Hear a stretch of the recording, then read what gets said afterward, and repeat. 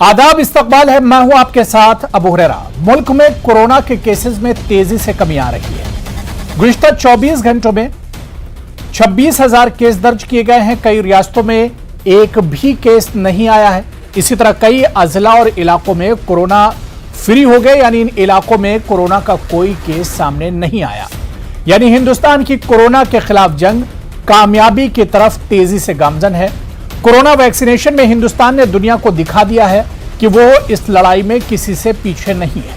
लेकिन अभी भी कोरोना का खतरा पूरी तरह खत्म नहीं हुआ है।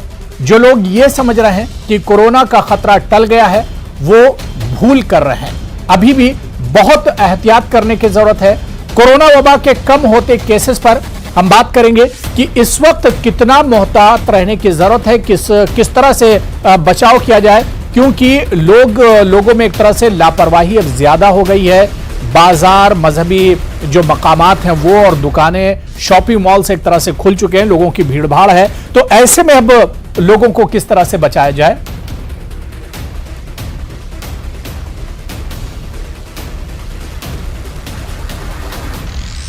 और इसी पर बातचीत करने के लिए बहुत खास मेहमान मेरे साथ जुड़े हुए हैं। बहुत जल्दी अपने मेहमानों का आपसे तारुफ करा देता हूं। मेरे साथ टीवी स्क्रीन पर इस वक्त मौलाना सुफियान निजामी साहब, इस्लामिक स्कॉलर हैं, लखनऊ से हमारे साथ जुड़े हुए हैं। सुफियान निजामी साहब, आपका बहुत इस्तकबाल है न्यूज़ 18 उर्दू में। मेरे साथ डॉक्टर तमोरिश कोलेजी, जो कि इमरजेंसी मेडिसिन एक्सपर्ट हैं, वो भी इस वक्त डिबेट का हिस्सा हैं। तमोरिश कोलेजी सर, आपका भी बहुत इस्तकबाल है न्यूज़ 18 उर्दू में। कुछ देर में हमारे साथ कुछ और खास मेहमान इस डिबेट का हिस्सा होंगे। मैं डॉक्टर तमोरिश कोलेजी आपसे शुरुआत करना चाहूंगा, क्योंकि मुल्क में डॉक्टर साहब हम देख रहे हैं कि तेजी से कोरोना के केसेस घट रहे हैं। आज भी हमने देखा कि 26,000 कुछ केसेस आज 24 घंटों में सामने आए हैं। यानी जहां पर 1 लाख से ज्यादा केसेस आ रहे थे, वहां पर अब 25-26,000 केस ही डेली रिकॉर्ड किए जा रहे हैं। क्या यह मानकर चला जाए सर कि कोरोना एक तरह से खत्म हो रहा है, ये और आने वाले बहुत जल्दी आने वाले कुछ दिनों में हम देखें कोरोना पूरी तौर से खत्म हो जाएगा?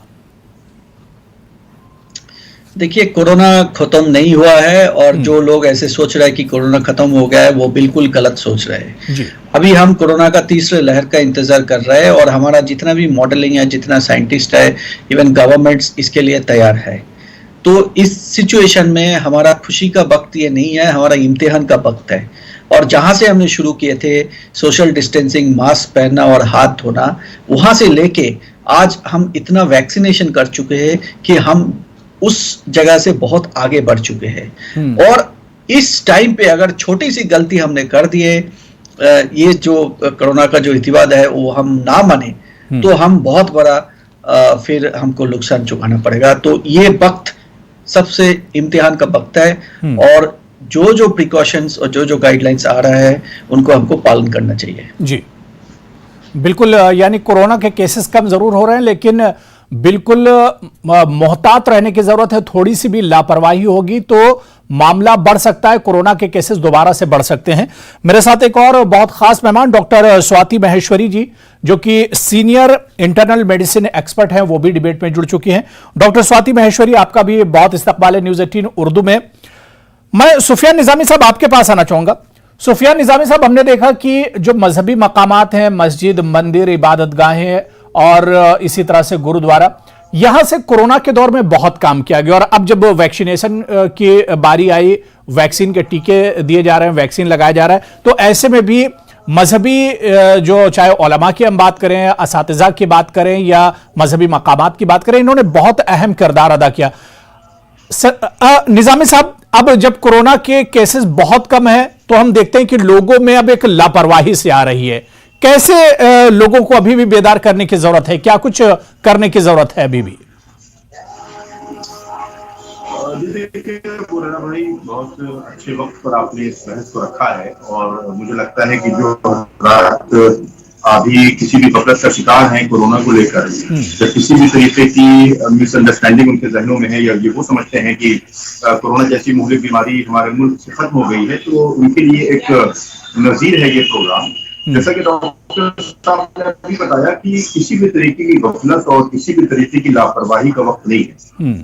मजहबी इदारों ने अपना काम किया है, हमारे डॉक्टर हज़रात ने जिस पैमाने पर कोरोना काल में काम किया, और लोगों की जान का तहफ़्फ़ुज़ किया है, वो भी काबिल मुबारकबाद भी है और हम सबको मिलकर उन तमाम हस्तियों को सलाम भी पेश करना चाहिए।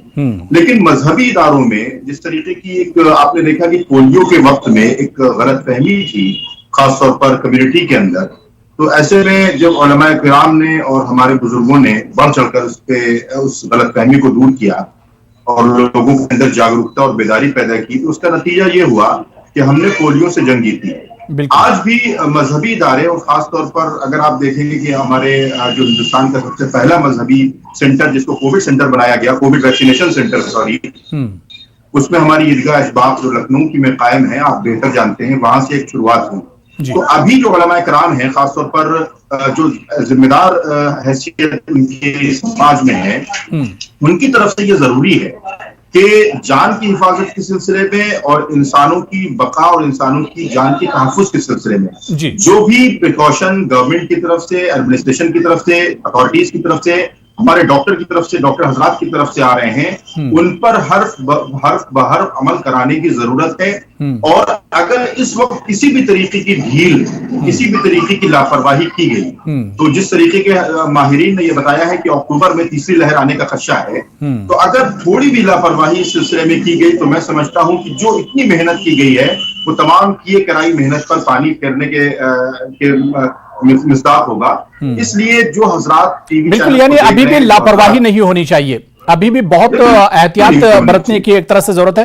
डॉक्टर स्वाति माहेश्वरी जी, क्योंकि अब हम लोगों को देख रहे हैं कि ज्यादातर लोगों का पहला डोज तो हो गया और बहुत से लोग ऐसे जिनके दोनों डोज मुकम्मल हो चुके हैं, तो लोगों में भी एक लापरवाही सी, जो बात अभी डॉक्टर कोलेजी कर रहे थे या जिस तरह से सुफियान निजामी साहब ने बताया कि लोगों में अब लापरवाही बहुत आ रही है। लोग घर के बाहर निकल रहे हैं तो मास्क का इस्तेमाल नहीं कर रहे हैं, सोशल डिस्टेंसिंग का तो बिल्कुल ख्याल नहीं रखा जा रहा है। तो ऐसे लोगों के लिए क्या कुछ कहना चाहेंगे जिनके डबल डोज हो चुके हैं, वो कह रहे हैं कि अब तो कोरोना हमारे पास आने वाला नहीं है?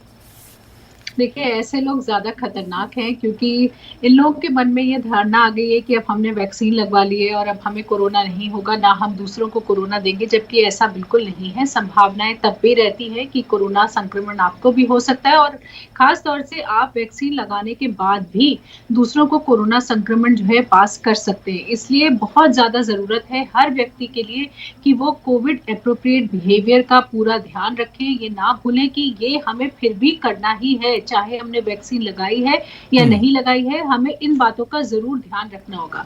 देखिए, मामले अब भारत में कम हो रहे हैं, जो कि एक अच्छा संकेत भी है और ये इस तरफ इंगित भी करता है कि जो हमारी टीकाकरण की रफ्तार है वो काफी तेजी से चल रही है और इसीलिए आज ऐसे लोगों की संख्या धीरे धीरे कम होती जा रही है जिनके अंदर एंटीबॉडीज नहीं है, क्योंकि टीकाकरण की वजह से अब लोगों के अंदर एंटीबॉडीज बन रही है। धीरे धीरे हमारा जो सुरक्षा घेरा है वो भी बड़ा होता जा रहा है और यही साइंटिफिक कम्युनिटी चाहती भी थी कि ज्यादा से ज्यादा लोगों के अंदर एंटीबॉडीज हो ताकि कोरोना एक सामान्य बीमारी बन जाए, क्योंकि खत्म होने के इसके आसार नहीं दिख रहे। लेकिन हमारी चेष्टा यही है कि ये एक सामान्य बीमारी बन जाए फ्लू की तरह और इतनी ज्यादा दर्दनाक और कष्टकारी ना रहे कि लॉकडाउन लगाने पड़े, हमें अपनी गतिविधियां रोकनी पड़े, ये हालत ना रहे। और वो तभी संभव है जब हम लोग कोविड एप्रोप्रिएट बिहेवियर का ध्यान रखें और साथ ही में टीकाकरण कराने के लिए एक दूसरे को भी प्रेरित करें, ताकि ज्यादा से ज्यादा लोगों के पास जब एंटीबॉडीज होंगी तभी इस कोरोना के जो नए म्यूटेंट्स हैं उनके उठने की संभावनाएं भी बहुत कम हो जाएंगी, खत्म होने लगेंगी और वहीं इस बीमारी का जो घातक रूप है वो सामने नहीं आएगा, क्योंकि टीकाकरण से साफ तौर से दिख रहा है कि पहली डोज लगवाने के बाद भी आप जो गंभीर बीमारी होती है उससे बच जाते हैं। गंभीर नहीं होती है बीमारी, मामूली बीमारी होती है, माइनर सा लोगों को बुखार होता है, खांसी होती है, अगर आपने वैक्सीन लगवाई है। और यही हम सभी चाहते भी हैं और ये तभी संभव है जब सब लोग मिलजुल कर सहयोग करें इसमें। इसको एक जन आंदोलन का रूप जब तक हम नहीं देंगे, लोग सपोर्ट नहीं करेंगे, तब तक ये स्पाइक्स आते रहेंगे। और देखिए, स्पाइक्स जब आते हैं, जब किसी एक प्रदेश में संक्रमण बढ़ता है तो वहां से दूसरे जो आसपास के शहर होते हैं, जो आसपास के प्रदेश होते हैं, उनमें भी संक्रमण जाता है और फिर ये एक लहर की तरह से उठ करके एक से दूसरे प्रदेश चला जाता है। इसलिए ये हमारे ही हाथों में है कि हम उसको जहां है वहीं रोकें और उसको और आगे बढ़ने ना दें। बिल्कुल जाहिर सी बात है कि बार बार यही बात कही जाती है कि कोरोना की तीसरी लहर, थर्ड वेव अपने से आने वाली नहीं है, उसे जब हम और आप मौका देंगे तभी तीसरी लहर आएगी। इसी वजह से अभी से बहुत होशियार रहने की जरूरत है, बेदार रहने की जरूरत है। मेरे साथ एक और बहुत खास मेहमान एच एस रावत साहब, हिंदू धर्मगुरु हैं, अक्सर हमारे साथ डिबेट में जुड़ते हैं। एचएस रावत साहब, आपका भी सर बहुत इस्तकबाल है न्यूज़ 18 उर्दू में। रावत साहब, कोरोना में जिस तरह से कमी आ रही है और उसके खिलाफ हमने देखा कि सरकार और आवाम और आम लोग सबने मिलकर एक तरह से लड़ाई लड़ रहे हैं। न्यूज़ 18 उर्दू भी इस पर एक बाकायदा कैंपेन चला रहा है, जिंदगी का यकीन वैक्सीन नाम की, और इसका बहुत अच्छा रिजल्ट भी देखने को मिल रहा है। लेकिन रावत साहब, अभी भी हम देख रहे हैं कि मुल्क के जो देही इलाके, गांव देहात, रूरल जो एरियाज हैं, वहां पर लोग अभी भी समझने के लिए तैयार नहीं है। वैक्सीन के नाम से लोग भाग रहे हैं। तो ऐसे लोगों को क्या कहना चाहेंगे आप? अबू हुरैरा साहब, आपके चैनल को बहुत बहुत धन्यवाद। आप जो ये अवेयरनेस फैला रहे हैं, लेकिन गांवों की अगर मैं बात करता हूं तो पूरे हिंदुस्तान के गांवों के अंदर यही स्थिति है, चाहे वो गांव पंजाब का हो, चाहे वो साउथ इंडिया का हो।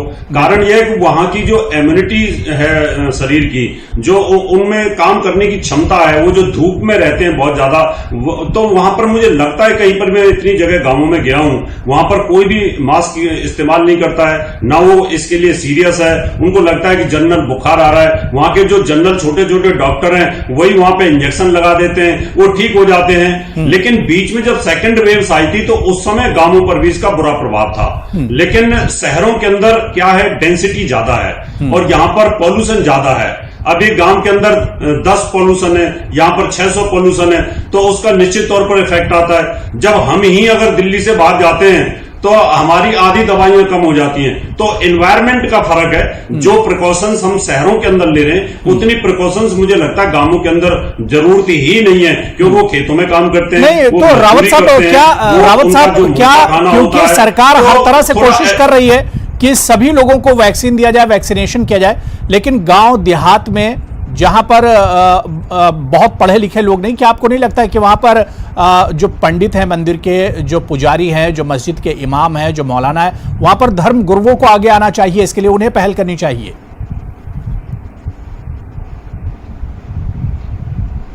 नहीं, निश्चित तौर पर आनी चाहिए, लेकिन गांवों में कोई मानने के लिए तैयार नहीं होता है। अब हमारा भी मंदिर है, मैं भी वहां जाता हूं, मैं लोगों को समझाता भी हूं, मैं खुद वहां मास्क इस्तेमाल करता हूं, तो मेरा मजाक उड़ाते हैं, बोले आप ये दिल्ली के अंदर ही करिए।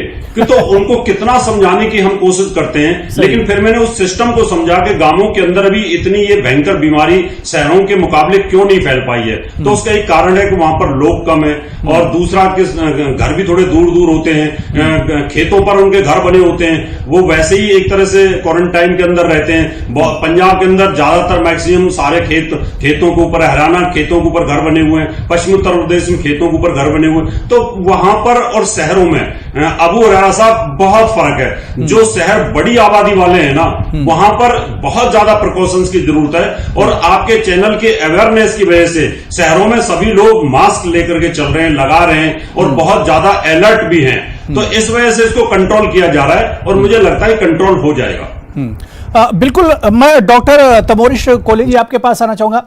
डॉक्टर साहब, अब सवाल ये उठ रहा है कि कोरोना के केसेस कम हो रहे हैं, लेकिन लोगों में जो बेएहतियाती है, जिसे हम गफलत या लापरवाही कहें, तो इसके नतीजे किस तरह के हो सकते हैं? क्योंकि अगर लोग लापरवाही बरतेंगे तो क्या केसेस फिर से बढ़ सकते हैं, जैसे कि सेकंड वेव में हमने देखा था। पहले केसेस कम होना शुरू हुए और अचानक जो उसमें बढ़ोतरी और उसकी तादाद बढ़नी शुरू हुई, तो पूरा मुल्क परेशान हो गया था। शमशान कब्रिस्तान में जगह कम पड़ गई थी। तो लोगों को यह चीज समझनी होगी डॉक्टर साहब कि खतरा पूरी तरह से टला नहीं है अभी। देखिए, बहुत ही इम्पोर्टेंट सवाल पूछे आपने। मैं इसका जवाब में कुछ इम्पोर्टेंट बात कहना चाहता हूँ। पहले तो ये है कि दूसरे लहर और तीसरे लहर के जो फर्क है, इसमें यही है, दूसरे लहर के टाइम हमारे वैक्सीनेशन उतने नहीं हुए थे। अब जो पूरा जो हमारा पॉपुलेशन है, इसमें दो भाग हो गया है, एक vaccinated and unvaccinated.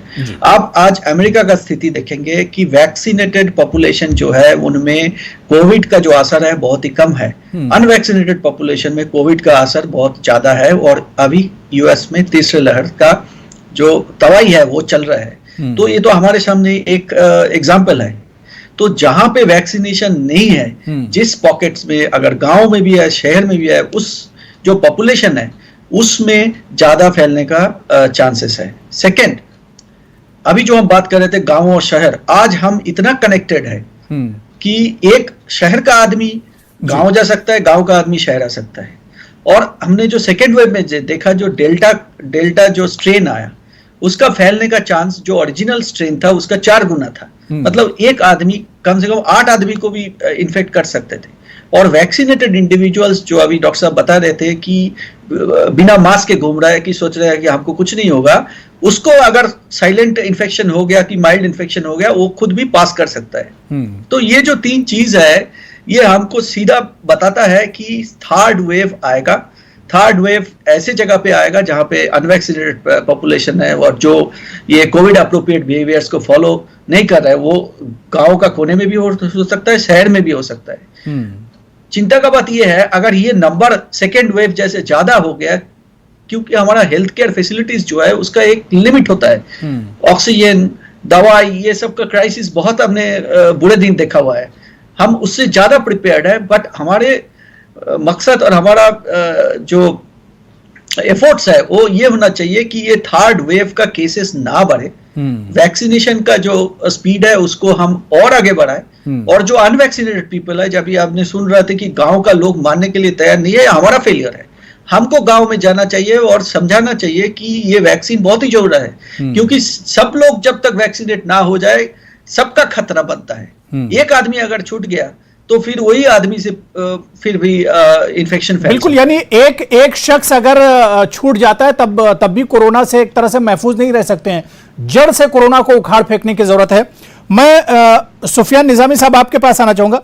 Sufiyan Nizami साहब, जिस तरह से भी रावत साहब से हमारी बात हो रही थी कि गांव देहात की अगर बात करें तो यहां पर मस्जिद के जो इमाम साहब होते हैं, मदरसों के जो मौलवी हजरात या मौलाना हजरात जो होते हैं, या इसके अलावा जो बाबा होते हैं, इनका कुछ ज्यादा असर होता है लोगों में। अगर ये लोग लोगों में बेदारी लाएं, लोगों के बीच में जाएं और उन्हें वैक्सीनेशन की अहमियत बताएं, तो असर ज्यादा हो सकता है, लोग ज्यादा इसकी तरफ रागिब होंगे। बिल्कुल, समाज के अंदर और खासतौर पर गांव वगैरह में हजरात का काफी असर रहता है। और कभी भी कोई भी वैक्सीनेशन का मसला होता है या किसी भी दवाई का मसला होता है, तो लोग उसको भी मजहबी एंगल देकर इन्हीं मौलवी हजरात से या पंडित हजरात से मशवरा करते हैं। बिल्कुल, आपने एक बात देखी, जब कोरोना वैक्सीन का सिलसिला शुरू हुआ तो उसमें एक बात ये कही गई कि उसमें फला जानवर की चर्बी है। फिर उस भ्रम को दूर करने की कोशिश की गई और माहिरीन से मशवरा करने की बात की गई। तो ये तमाम जो शक और शुबहात होते हैं, ये कहीं ना कहीं हर एक चीज को एक खास नजरिए से देखने की बुनियाद पर होते हैं। अभी जो हमारे सामने जो सबसे बड़ा मसला है वो ये है कि हम 100% वैक्सीनेट अपने आप को करा लें। अगर हमारे समाज के अंदर, चाहे वो गांव हो या शहर हो, महल्ला हो, कस्बा हो, कोई भी हो, अगर आपने 100% वैक्सीनेशन नहीं कराया हुआ है और एक शख्स भी इस वायरस को लेकर हमारी फैमिली के अंदर, हमारे महल्ले के अंदर रहता है, उठता बैठता है, तो इसके जो बुरे नतीजे हैं वो तमाम उन हजरात को झेलने पड़ जाएंगे जो आपके साथ किसी न किसी सूरत में टच में है, रास्ते में है। इसलिए मेरी ये गुजारिश तमाम हाजरीन से जो है वो इस वक्त सिर्फ इतनी सी गुजारिश है कि आप इस वैक्सीनेशन को या इस कोरोना जैसी मुहलिक बीमारी को किसी पंचायत का जरिया या इशू ना बनाएं, किसी बहस का इशू ना बनाएं, बल्कि जो माहिरीन है, जैसे 2 हजरात हमारे सामने जो यहाँ पर माहिर हैं इस लाइन के, जो हमारी जानों को बचाने की फिक्र में रहते हैं, इन हजरात से मशवरा करके आप चीजों को आगे बढ़ाएं, और जब आप इन चीजों को आगे बढ़ाएंगे तो मुझे लगता है उसका खातिर कि अगर कोई कंफ्यूजन है, कहीं पर कोई परेशानी है, तो डॉक्टर आपके पास है, एक्सपर्ट्स हैं, आप उनसे बात कीजिए और मशवरा कीजिए, क्योंकि इससे बिल्कुल गफलत या लापरवाही अगर बरतेंगे तो फिर कोरोना की तीसरी लहर, जिस तरह से डॉक्टर हजरात यहां पर बता रहे हैं। मैं डॉक्टर स्वाति महेश्वरी जी आपके पास आऊंगा। स्वाति जी, अब लोगों को यह किस तरह से बताया जाए कि जिंदगी का जो यकीन है वो वैक्सीन में ही है। अगर अभी भी आप वैक्सीन नहीं लेते हैं तो बहुत बड़े खतरे का सामना कर सकते हैं, क्योंकि अब हमारे बीच में 81-82 यानी 81-82 करोड़ लोग वैक्सीनेटेड हो चुके हैं, वैक्सीन ले चुके हैं। तो 2 तरह के लोग हैं, एक तो जिन्होंने वैक्सीन ले लिया और दूसरे जिन्होंने नहीं लिया है, तो खतरा अब और ज्यादा बढ़ गया है। जी हाँ, देखिए खतरा है और जिस तरह से आपने अभी कहा ये बहुत ज़रूरी है कि जो हमारे रिलीजियस लीडर्स हैं, जो हमारी सेलिब्रिटीज़ हैं, उनको इन्वॉल्व किया जाए इस पूरे प्रोसेस में, क्योंकि वो जब कोई बात बोलते हैं तो उसका असर लोगों के ऊपर बहुत ज़्यादा पड़ता है।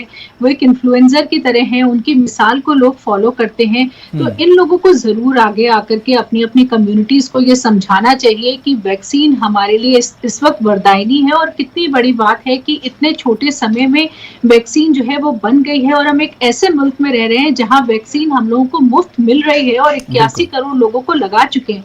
ये अपने आप में एक बहुत बड़ी उपलब्धि है, क्योंकि अभी भी बहुत सारे ऐसे देश हैं जहां बहुत कम जनता को, 2% जनता को केवल वैक्सीन लग पाई है। और हम लोग एक ऐसे मुल्क में हैं जहां वैक्सीन की सुविधा हमें उपलब्ध है, तो हमें आगे आकर के इस वैक्सीन को लगवाना चाहिए। और जितने भी लोगों के मन में भ्रम है कि नपुंसक कर देगा या महिलाओं को नुकसान देगा या गर्भवती महिलाओं को नुकसान देगा, इन सब बातों को हमें दरकिनार करने की बहुत ज्यादा जरूरत है, क्योंकि अब बहुत सारे शोध कार्य सामने आ चुके हैं, बहुत सारी मिसालें आपके सामने, आपके अपने मोहल्ले के लोग, आपके रिश्तेदार, आपके दोस्त, सब लोग जो वैक्सीन लगवा चुके हैं वो आपके सामने एक मिसाल के तौर पर खड़े हैं। और उन सबको देखते हुए हमें मुझे नहीं लगता कि अब किसी को भी हिचकिचाना चाहिए या किसी के भी मन में कोई संशय रह जाना चाहिए।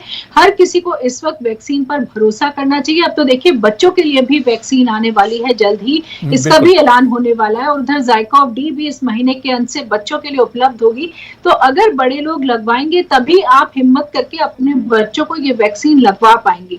इसलिए बहुत जरूरी है इस पर भरोसा करना, अपने डॉक्टर्स पे, साइंटिस्ट पे भरोसा करना कि ये वैक्सीन सुरक्षित रख रही है। और ये हम अभी लगातार देख भी रहे हैं। देखिए अब वैक्सीन लगे हुए 9 महीने 8 महीने हो चुके हैं और ऐसे लोगों को जब दोबारा कोरोना हो रहा है तो ये साफ तौर से हम डॉक्टर लोग देख रहे हैं कि उन्हें बहुत सिवियर कोरोना नहीं हो रहा है, गंभीर कोरोना नहीं हो रहा। और यही अपने आप में एक बहुत बड़ी उपलब्धि है कि आप इतनी बड़ी बीमारी से बच रहे हैं जो कि घातक है, वेंटिलेटर पर ले जाती है, आईसीयू की जरूरत पड़ जाती है, मृत्यु तक हम लोगों ने देखी है।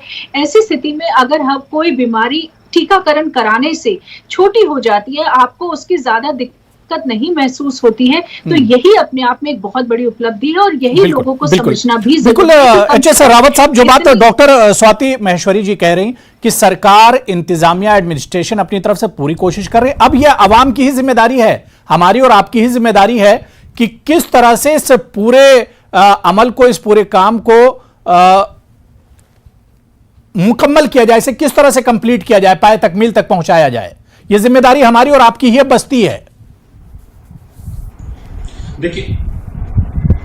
देखिए इसके अंदर बहुत बड़ा जो रोल है हमारा और आपका तो सोशल है, सामाजिक तौर पर हम लोगों को अवेयर कर सकते हैं, समझा सकते हैं। लेकिन जो पदाधिकारी हैं गांवों के, गांव का प्रधान है, बीडीओ है, वहां का जिला पंचायत सदस्य है, वहां का काउंसलर है, चेयरमैन है, विधायक है, वहां का एमपी है, वो लगातार सभाएं करते हैं गांवों में जाकर के। अगर वो सभा करते करते भी अगर इस बात को बोलते हैं कि ये कंपलसरी आप लोगों को ये इंजेक्शन लगवाना चाहिए, वैक्सीनेशन आपको लेनी चाहिए, अगर वो लोग बोलते हैं तो इसका असर ज्यादा होता है। और जो वहां क्षेत्रीय अधिकारी हैं वो भी जाकर के बोलते हैं, पुलिस का एरिया का इंस्पेक्टर है, SHO है, गांव देहात में तो यही लोग मास्क नहीं लगाते हैं। दबाव एक गांव की रावत साहब, परेशानी तो इस बात की कि यही लोग जो प्रधान होते हैं, चेयरमैन होते हैं, जो जिम्मेदार होते हैं, यही लोग मास्क नहीं लगा रहे हैं, यही लोग प्रोटोकॉल पर एक तरह से अमल नहीं कर रहे हैं। अबू हरारा साहब, मैंने देखा है प्रैक्टिकली, मैं प्रैक्टिकली देख रहा हूं, तो वो मैं बात अभी टीवी के ऊपर रख रहा हूं इस बात को। अगर ये लोग सख्ती के साथ में, इन पर सख्ती हो और ये लोग, अगर गांव का प्रधान मास्क लगा के जाएगा तो निश्चित तौर पर दूसरे लोग, अभी तो गांवों के अंदर 10 आदमी बैठ जाते हैं, हुक्का पी रहे होते हैं, अगर एक व्यक्ति उसमें इन्फेक्टेड है तो बाकी के लोगों के चांसेस ज्यादा हो जाते हैं। हम लोग जो सोशल लोग हैं हम तो समझाते ही हैं, लेकिन जहां लोगों को जरूरत होती है, गांव के प्रधान से हर आदमी को जरूरत होती है। गांव का प्रधान अगर बोलेगा मेरे पास काम के लिए अगर आना है तो आप लोग मास्क लगाइए और वैक्सीनेशन लगाइए, अगर जिसका वैक्सीनेशन नहीं होगा मैं काम नहीं करूंगा। प्रधान है, प्रधानाचार्य है, अगर प्रधानाचार्य बच्चों को, उनके माँ बाप को, सबको बोलता है तो निश्चित तौर पर इन चीजों का इफेक्ट आएगा। सरकार को इसमें पहले थोड़ी सख्ती के साथ करनी चाहिए। बिल्कुल, यानी अभी भी बहुत मोहतात रहने की जरूरत है और अभी भी बहुत एहतियात की जरूरत है। थोड़ी सी लापरवाही, थोड़ी सी गफलत बहुत बड़े खतरे में आपको डाल सकती है, क्योंकि कोरोना के केसेस जरूर कम हुए हैं, कोरोना पर एक तरह से हम जंग जीत रहे हैं, लेकिन यह जंग अभी भी अधूरी है। अगर इस जंग को मुकम्मल करना है तो इसमें आपका ताउन बहुत जरूरी है। तो बिल्कुल लापरवाही ना बरतें। कोरोना जरूर कम हो रहा है, लेकिन कोरोना पूरे तौर से खत्म नहीं हुआ है। बहुत बहुत शुक्रिया एच.एस. रावत जी मेरे साथ जुड़ने के लिए, डॉक्टर स्वाति महेश्वरी जी, डॉक्टर तमोरिश कोले जी और सुफियान निजामी साहब, सभी का बहुत बहुत शुक्रिया डिबेट में जुड़ने के लिए। आदाब।